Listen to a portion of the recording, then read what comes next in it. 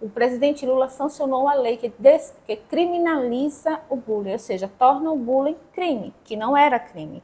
E para falar sobre isso, nada melhor que um criminalista, né? O doutor Eric Leal, também um amigo, que vai esclarecer para a gente o que é que essa lei diz, o que é que ela traz de novidade a respeito do bullying.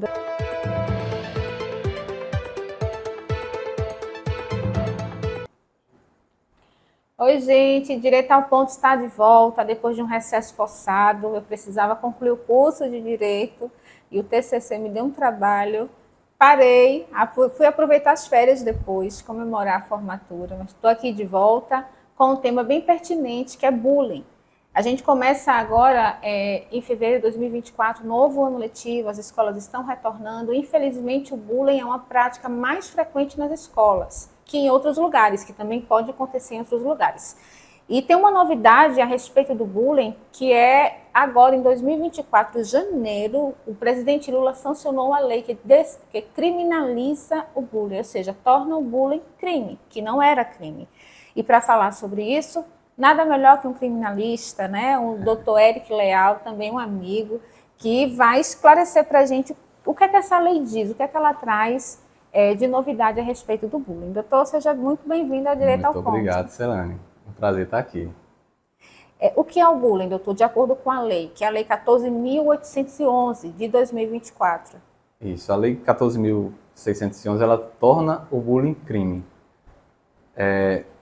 O ato dos alunos, como a gente está tratando do ambiente escolar, de perturbar o sossego do seu colega durante vários momentos, o momento em que ele faz a piada, coloca apelido, em que ele perturba o sossego do aluno, faz inclusive desenhos em paredes ou quadro, de maneira reiterada. Que ridiculariza o colega.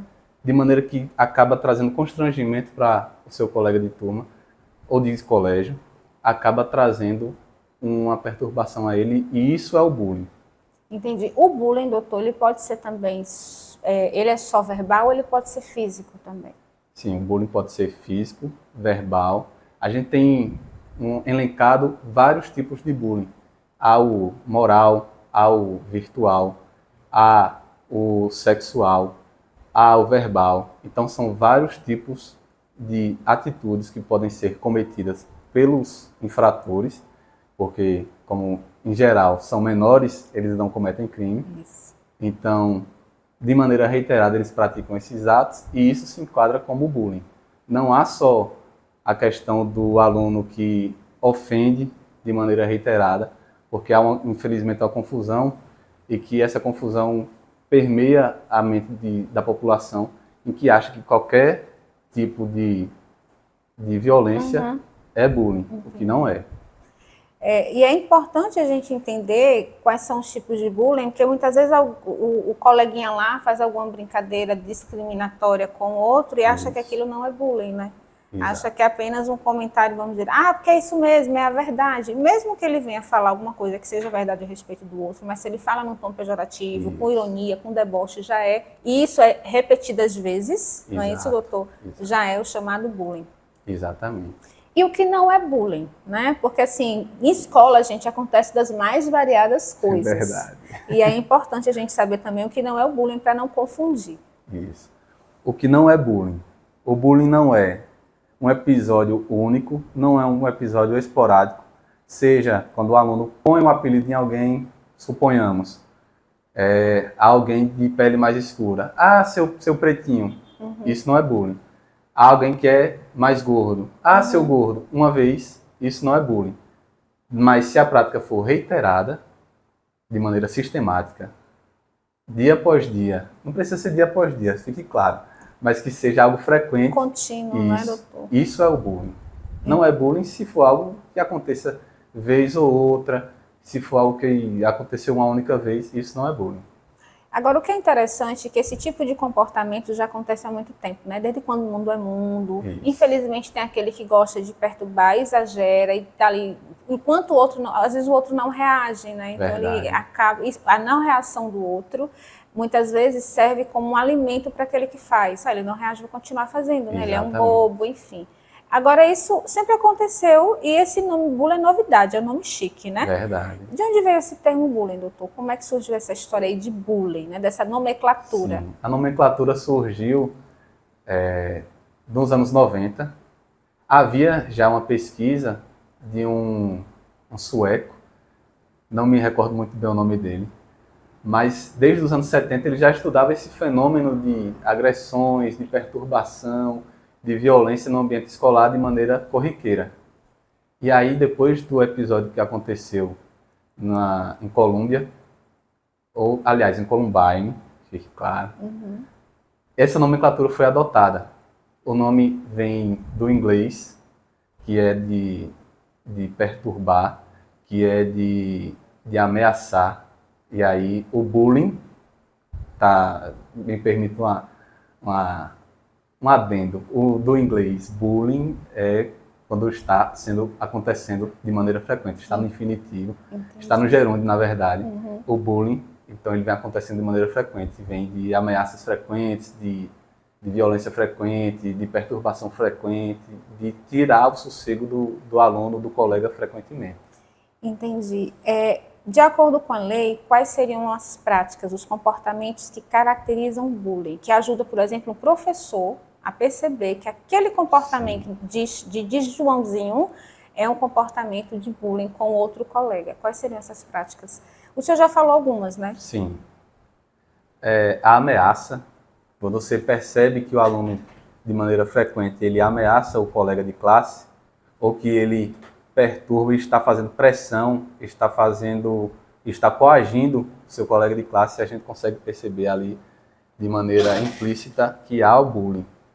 Há uma frequência desses alunos que praticam bullying que a gente consegue perceber. Às vezes é realmente muito imperceptível, porque pode acontecer em outros ambientes em que o professor não está presente. Mas, às vezes, a gente consegue perceber que o aluno olha com cara feia para o outro, que o aluno escreve alguma coisa e entrega para o outro, ou que um grupo se reúne para falar de outro. Então, essas questões que acontecem de maneira reiterada podem ser perceptíveis e o professor pode e deve intervir nesses momentos. Bilhetinhos com comentários maldosos circulando na sala a respeito de um colega, né? Pressão sobre o outro para tomar o lanche, ou obrigar que o outro pague um lanche. Então, são comportamentos que caracterizam, né, esse bullying. Qual seria o objetivo do bullying? Eu vou colocar aqui, gente, um termo que eu não sei nem se existe, mas qual é o objetivo do bullyingador, né? Esse termo a gente ouvia bastante quando era mais novo. Isso, na minha época, tinha a pessoa que praticava o bullying, não era bullying, era o perturbador, era o bullyingador, era a pessoa que bullyingava com o outro, então desassossegava o outro. O objetivo dele é mostrar que tem força, é mostrar que tem poder, é mostrar que ele pode fazer. E, infelizmente, às vezes ele usa isso como um refúgio. E aí é onde está o perigo, porque ele acha que aquele tipo de movimento que ele faz contra os colegas acaba garantindo a ele uma visibilidade que ele não teria de outra forma, que ele acha que não teria de outra forma. Então, o objetivo dele é aparecer, é ser o mais forte, é ter a sua presença notada, é fazer-se ouvir às vezes. E por isso que é importante que haja o acompanhamento de um profissional, que haja o acompanhamento do professor, da coordenação, de um psicólogo, porque é algo muito, muito sensível, às vezes. Então, para tentar mostrar que é forte, para tentar ter a vez de fala, né, ser, vamos dizer assim, o bambambam da história, ele vai intimidar, ele vai ameaçar, ele vai humilhar, ele vai perseguir. Que essas são as práticas, no caso, do bullying, né? É algo muito sério, porque quando você vai olhar a vida desse estudante, né, fora da escola, com certeza isso pode ter sido um problema gerado na família e que aí reflete, né, no ambiente escolar. O espectador, aquele coleguinha que está ali e participa, ele participa, vamos dizer assim, vendo, né, ali estando presente. Ele sabe que A pratica bullying com B e ele já esteve em vários momentos e presenciou. Ele também pode ser responsabilizado pelo bullying praticado com o aluno B? Sim. O espectador, eu faço a comparação dele com a pessoa que deixa de prestar socorro a alguém. A falta da prestação de socorro é crime. É um crime de omissão de socorro. No caso do bullying, a gente tem a pessoa que pratica o bullying e tem um espectador que vê alguém praticar o bullying e não faz nada. E também há a pessoa que é espectador, mas também ativo. Ou seja, ele incentiva que a agressão seja feita, ele incentiva que o colega seja perseguido, ele achincalha também um colega de maneira indireta, ele é o ouvido do outro que diz, aquele ali não presta, aquele ali é isso, aquele... Então, se ele se presta a isso, ele pode sim ser responsabilizado. Ele é alguém que, de maneira indireta, se presta a fazer bullying. A colaborar com Exatamente. o bullying que o outro pratica, né? Então, bullying... ele é o ator coadjuvante, né? Exato. Não é o principal, mas é o coadjuvante. Ele não é o ativo, não é quem está praticando de fato o bullying contra outra pessoa. Ele está vendo, ou se omite e nada faz, e deixa o outro colega padecer, ou ele participa de maneira ativa, incentivando, não, faz isso mesmo, briga mesmo, bate mesmo, furta, porque há muito desse tipo de bullying, de tomar o que é do colega de maneira violenta, ou às vezes só esconde, pega a mochila e esconde, amarra na cadeira, pega o caderno e esconde, bota em algum lugar e o colega sempre fica prejudicado. O senhor falou que existem vários tipos de bullying, né? Que é o bullying moral, o bullying sexual, e também tem o bullying físico, que é aquele da agressão, né? Do tapinha na cabeça, puxão de orelha, enfim. Mas o bullying cibernético seria o quê? O bullying cibernético, o cyberbullying, ele acontece praticamente nos mesmos aspectos, mas de maneira online. Seja no aplicativo de relacionamento, como WhatsApp, Facebook, não sei se ainda usam o Facebook, mas o Facebook, na minha época era o Orkut. Isso. E aí a gente via muita coisa acontecer. Na época do Orkut tinha os scraps, que eram os recados que as pessoas deixavam na sua caixa, e às vezes vinha com violência, vinham com comentários que eram depreciativos à outra pessoa. E a gente tem esse tipo hoje muito mais avolumado, porque a internet está acessível para todo mundo. Então todo mundo tem acesso de maneira rápida, tem o YouTube, tem o TikTok, tem o Instagram, tem o Snapchat. Então são vários aplicativos onde esse tipo de violência pode ser permeada. Inclusive, esses aplicativos eles são tão evoluídos que existem imagens, figuras, emojis que conseguem até transmitir a raiva, né, o ódio do outro com muita clareza, né? Sim. Até para isso tem imagens, sons e movimentos que conseguem passar para o outro essa imagem de raiva, ou consegue reafirmar, ilustrar muito bem o desejo de humilhação que o outro tem, né? Que o bulinador tem com a vítima. Inclusive em grupos. Sim, era até uma pergunta, quer dizer, o bullying ele pode ser tanto praticado em grupo, como também a vítima pode ser mais de uma, não só uma vítima, mas também ser um grupo vítima também do bullying, é isso? Isso. A gente tem a possibilidade de ser um grupo contra uma pessoa, um grupo contra outro grupo, e essa relação a gente tem como uma relação de poder, onde um grupo, o grupo que viola o direito do outro é o grupo mais forte, entre aspas, e acaba vitimando as outras pessoas, ou uma pessoa só, e pode ser também uma pessoa só contra um grupo ou contra uma pessoa. Aí a gente faz um comparativo entre o bullying físico e real e o bullying virtual. No bullying virtual existem grupos de Facebook, existem grupos de Instagram, existem grupos de WhatsApp, de Telegram, onde esses momentos de falar mal de alguém, de achincalhar alguém, de fazer piada contra alguém, pode ser sim incriminado, pode ser sim visto por alguém. Houve até inclusive um caso na UNEB, onde uma estudante acabou tendo notícia de que haviam praticado bullying contra ela, falado contra ela, e ela tomou as providências. Na época não existia o crime de bullying, mas ela tomou as providências dela, porque antigamente a gente poderia enquadrar no crime de calúnia, injúria, de difamação, a depender do que fosse dito. Hoje, com o crime do bullying, como foi estipulado agora nessa nova lei, a gente consegue enquadrar mais perfeitamente essas atitudes. Ótimo. Então, realmente, essa novidade legislativa já era mais que necessária, não é, doutor? Para o nosso tempo. Então, o cyberbullying ele não deixa de ser também, pelo fato de ser nas redes, né?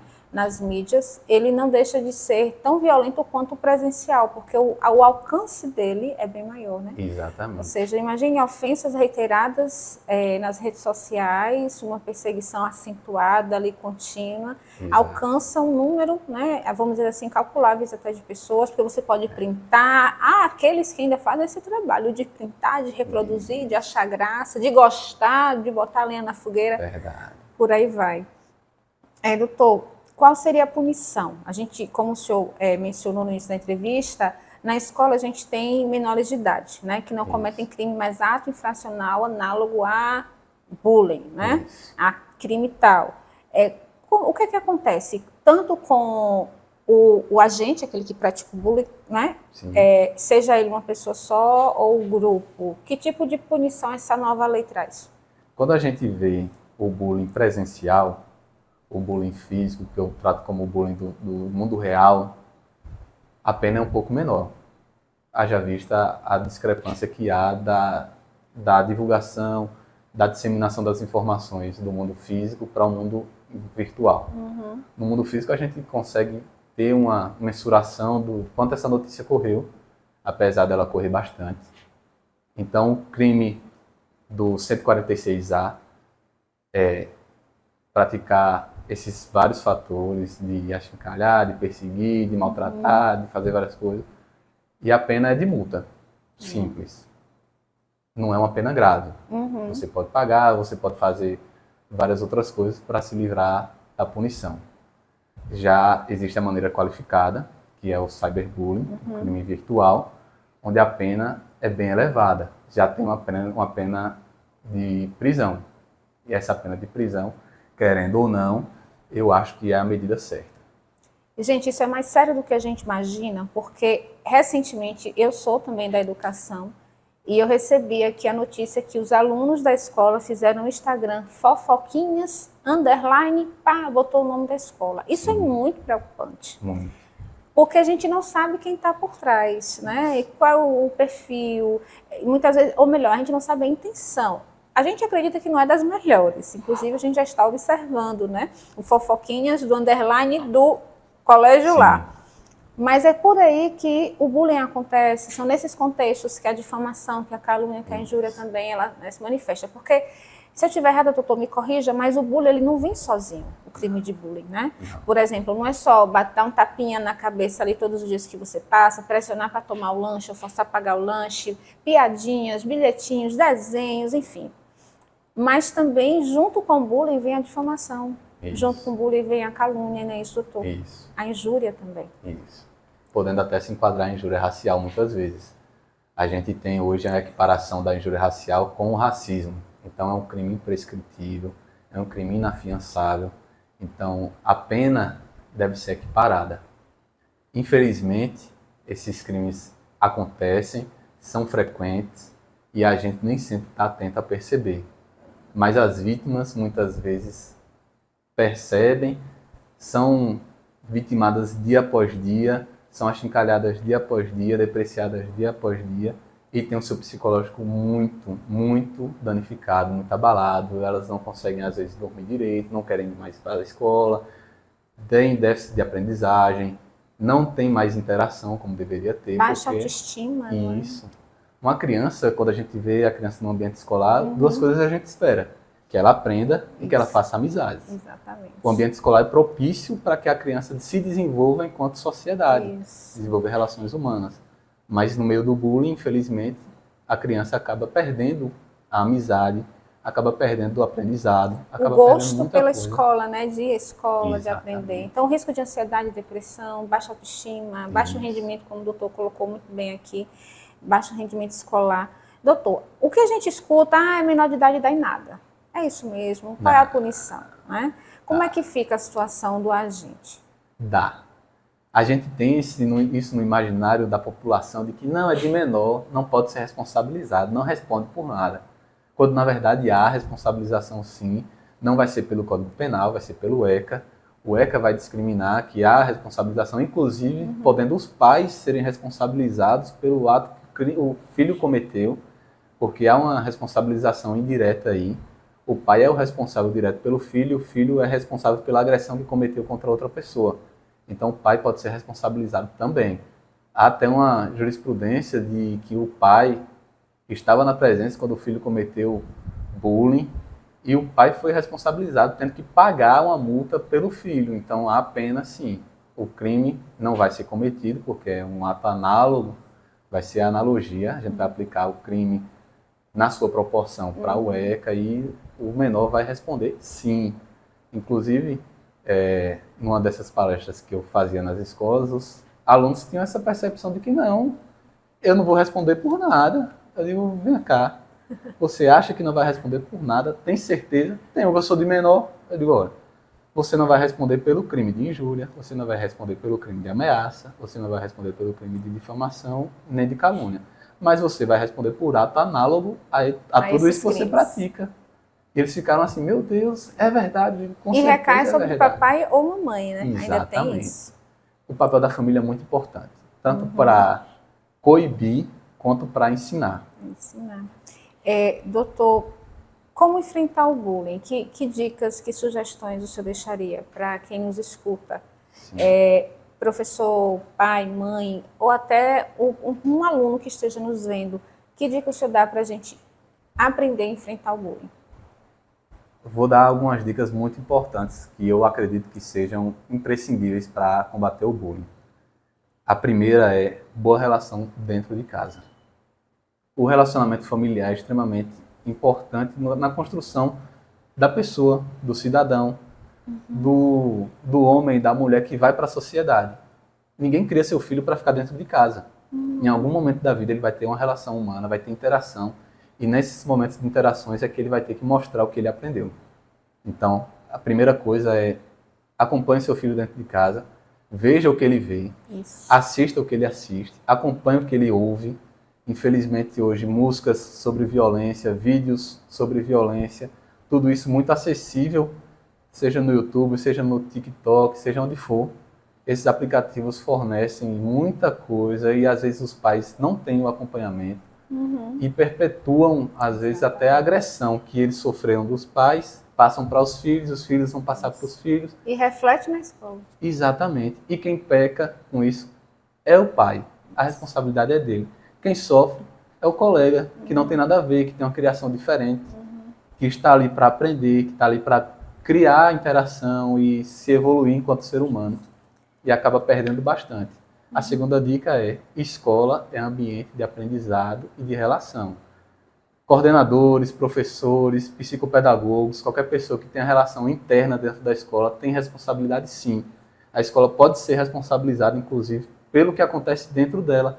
Quando a gente trata da relação de consumo, você está pagando, ou se for o colégio público, você está colocando lá, pagando de maneira indireta. Isso. Então eles fornecem um serviço e você está colocando seu filho lá para ser alcançado por esse serviço. São prestadores de serviço. Se o serviço está sendo prestado de maneira negativa, se o seu filho está sendo achincalhado, perturbado, ameaçado dentro do ambiente escolar e nada é feito, o colégio pode e deve ser responsabilizado.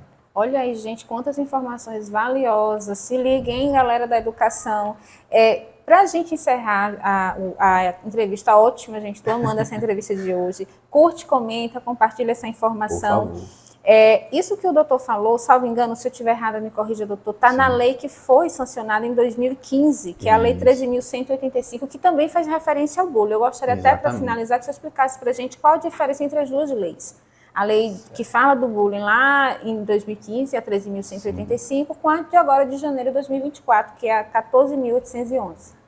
A primeira lei, a 13.185, ela elenca o que é o bullying e as formas que a gente deve tratar o bullying. Tratar o bullying que eu falo é como tratar o aluno que faz o bullying e o aluno que sofre o bullying. Seja o ator ou o passivo, ou a vítima, ela deve ser tratada. Só a punição não vai dar jeito. Infelizmente, há na população brasileira esse sentimento de vítima e de que vai se vingar. Então, quando você pega uma criança que está no crescimento, está evoluindo, está aprendendo, e você pune ela de maneira severa, mas não ensina, você não está fazendo nada. Você está mostrando para ela, ó, se você fizer isso, você é punido. Mas você não está mostrando o caminho pelo Está qual ela tratando a Isso. criança. Né? Você não trata, você pune. Então não é o meio, é o fim. Entendi. Aí você tem o tratamento para a criança que é vítima, acompanhamento psicológico, acompanhamento da escola, acompanhamento dos pais, todos juntos numa integralidade. Profissionais, né? Multidisciplinar, equipe multidisciplinar, psicólogos, né? Propiciar esse atendimento, porque a gente sabe que mesmo a escola pública, existem os órgãos que podem ser, né, acionados pela escola para esse fim, né? Exatamente. Tanto o Conselho Tutelar quanto o Ministério Público estão aptos a ajudar a tratar essas crianças, seja com direcionamento, seja com a punição. A punição, lógico, deve ser o último recurso. Isso, o último mesmo. É quando já foi tratado, mas não deu resultado. Não dá jeito nenhum. E você aí vai fazer o quê? Você vai punir. Porque a punição, de certa maneira, vai acabar coibindo a criança de fazer aquilo. Mas se você proíbe, pune primeiro e depois você vai ver se deu resultado, muito provavelmente o resultado não vai ser adequado, porque a criança não vai conseguir ter a cognição suficiente de dizer, não, eu fiz isso, vou ser punido. E o que é que eu vou fazer? Ela por si só não vai saber o que fazer. Não houve a mudança de mentalidade, né? Exatamente. Não houve tratamento. Olha só que interessante, que a lei lá de 2015 que fala sobre o bullying traz isso aí que o doutor está dizendo. Isso. Então é só botar a lei em prática. Exato. Que não é só, mas vamos tentar. Isso. E a gente pode ter bons resultados. Temos o ECA, temos essa lei, temos as diretrizes, temos diretrizes do direito humano, temos várias coisas que ajudam os pais, a escola e os alunos a crescerem e se formarem melhor. E a lei nova, a 14.811, desse ano, 2024, traz as punições para o que foi feito lá atrás. A 13.185 traz e elenca o que é o bullying e os tratamentos, e a 14.811 traz as punições. As punições. Então, uma completou a outra. Exatamente. Gente, que entrevista maravilhosa, quanta informação valiosa. Compartilha essa informação, viu? Doutor, muito obrigada. Venha mais vezes, viu? Sempre que for convidado, estarei aqui. Oh, coisa boa. Será um prazer. Para mim, nem se fala. Fiquem com Deus e até o próximo Direito ao Ponto. Tchau.